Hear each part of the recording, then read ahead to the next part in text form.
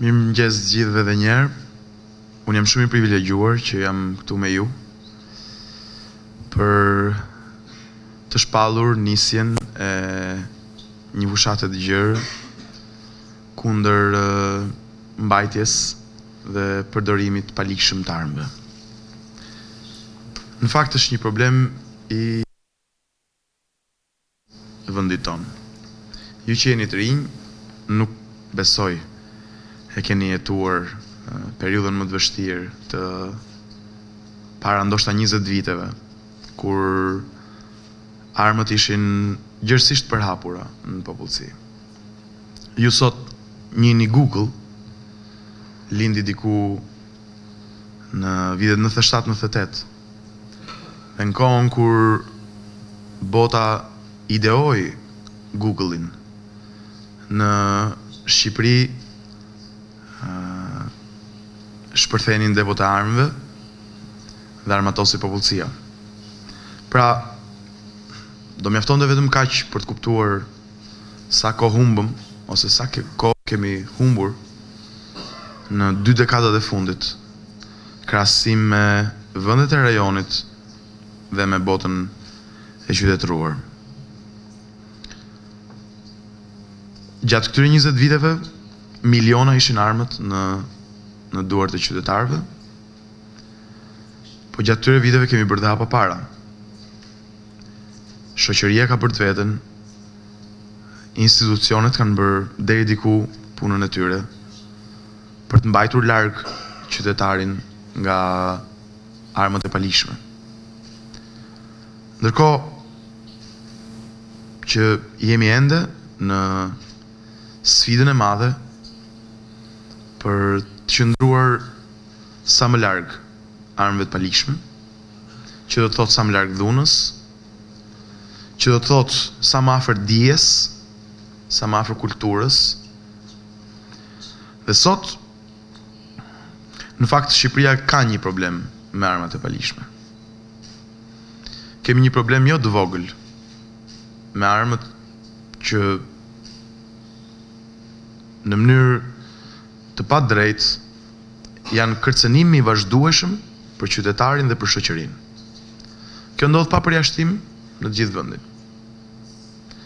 Dhe në përpjekjen tonë 20 vjeçare dhe me tonë kuptoj shoqërinë gjatë këtyre 2 dekadave, ndonë se ka përparim për të ardhur deri këtu janë dashur mbi 10.000 qytetarë që kanë humbur jetën apo të plagosur rënd nga armët e palishme të shpërndara në vitin 1997. Janë shifra që do linin pagoj këdo që do ndalonte për pak çaste të mendonte historinë e afërt të vendit tonë. Por këta 10.000 qytetarë që kanë humbur jetën ose janë plagosur rënd për shkak të armëve që nga vitin 1997 deri më sot në vendin tonë, janë këmbana më e madhe e alarmit për gjithçka duhet bëjmë ne sot dhe mbi të gjitha gjithçka duhet bëjmë ne me ju, me të rinjt, për të refuzuar mbi të gjitha modelin e mendimit apo perceptimit apo pranimit në mendje dhe akoma më shumë pastaj mbajtjes së një arme pa leje. Sot ne kemi sipas me një problem të dyfisht. Nga njëra anë, armbajtja shërben ende sot si një ndër zgjidhjet më të para për konfliktin e çastit. Dhe ky është një problem që shkakton pasoja të rënda ose fatale në shëndetin dhe jetën e qytetarëve. Që do të thotë sot në cilin do konflikt, sado periferik, për shkak të temperamentit, për shkak të emocioneve të çastit, për shkak të gjendjes, mbetet ende shumë e kollajt për qytetarët që të gjejnë një armë dhe ta përdorin për të zgjidhur konfliktin. Kjo nga njëra anë vjen për shkak të kollajllëkut të gjetjes armës të palishme. Nga ana tjetër vjen për shkak të mungesës së një sistemi solid të drejtësisë, që do bëj drejtësi dhe që bën drejtësi, pavarësisht muskujve apo xhepit të cilit do prej palëve në gjyq. Dhe kjo shpesh ka sjell vetëgjyqësi. Kjo shpesh ka sjell drejtësi me mjete rrethanore. Drejtësinë e bërë vetë. Që në shumicën e rasteve është bërë me armë. Dhe që për fat keq vazhdon ende. Ndaj, ky është aspekti më i parë i problemit të madh që kemi me armbajtjen pa leje. Aspekti i dytë ka të bëjë me, dhe ju këtë besoj e dini mirë, ka të bëjë me sfidën nëse ne refuzojmë modelin atyre që mbajnë një armë apo e pranojmë modelin. Ju jeni përdorues, besoj, të intensiv të rrjeteve sociale. Edhe mua më ka rënë në sy se si të rinj apo të reja, shpesher artist, akoma më shpesh këngëtar, venerohen si model pozitiv, edhe kur i shfaqen publikut me një armë në dorë. Në fakt, ky është një problem jo i vogël i shoqërisë. Për sot dhe për gjithçka duam të bëhemi nesër.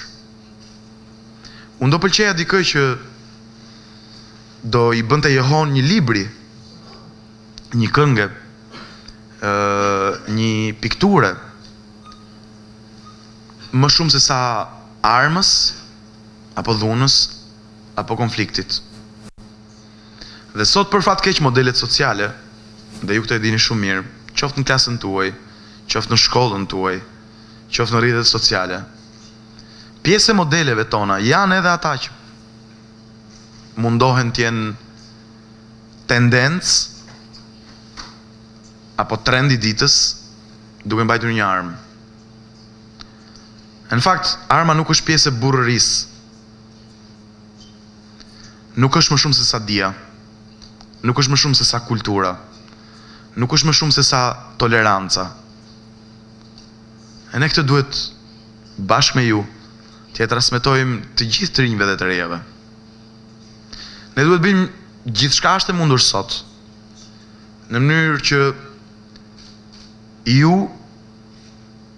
të jeni të sigurt dhe të garantuar, larg kërcënimit të frikës, larg kërcënimit të dhunës, të konfliktit, të armëve pa asnjë dyshim. Është kjo arsye që bashkë me partnerët tanë, Bashkimin Evropian dhe Kombet e Bashkuara, ne do nisim një fushat të gjerë në Shqipëri, në çdo qytet, në çdo fshat, në çdo shtëpi, për mbledhjen e armëve pa leje. Nuk është detyrë e lehtë, por është diçka që ne mund të arrijmë bashkë. Shqipëria ka kaluar disa të tilla, pra fushata për mbledhjen e armëve pa leje. Po unë shfrytëzoj këtë rast për t'i bërë thirrje çdo qytetari të braktisi armën. Ne do bëjmë një fushat pozitive për të bindur të gjithë qytetarët dhe mbi të gjitha të rinjtë dhe të rejat të mos bëhen viktima të pasionit për të pasur një armë pa leje, që pastaj sjell pas një dyshim dhunë, konflikt, sjell dhe pasoja të rënda për shëndetin dhe jetën e qytetarëve. Ju bëj thirrje ju që të promovoni bashkë me ne modelet pozitive të ndërtuarit të njëjtë më të mirë për ju, për familjet tuaja, për shoqërinë tuaj. Modele pozitive larg dhunës qastit, larg mburrjes me muskuj, larg mburrjes me armë, për promovoni dijen dhe kulturën.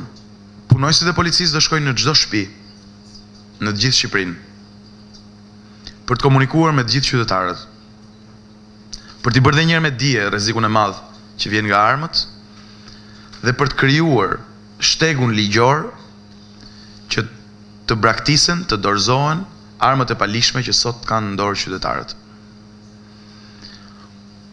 Është një fushatë që është përsëritur disa herë, por unë e quaj më të rëndësishmen. Detyrën më të madhe që ne mund të bëjmë sot me mbi të gjitha ju, të rinjt dhe të rejat e Shqipërisë. Ndaj unë dua patjetër të falenderoj partnerët. Është vetëm fillimi që nuk mbaron pas një muaji, nuk mbaron as pas një viti. Kjo kërkon kohën e vet. Po na duhet shumë energji të bindim shoqërinë sot që nesër mund të kemi një të ardhme më të mirë, vetëm duke u përgatitur dhe duke punuar fort që sot. Ndaj faleminderit ju, faleminderit pas një dyshim partnerëve, dhe jam shumë i bindur që fitoria jonë e madhe do jetë sigur të bindim dhe 5 njerëz. Mjafton. Të bindim 5 njerëz në çdo qytet që të mos mbajnë armë të palishme dhe përjedhojt mos i përdorin. Faleminderit shumë.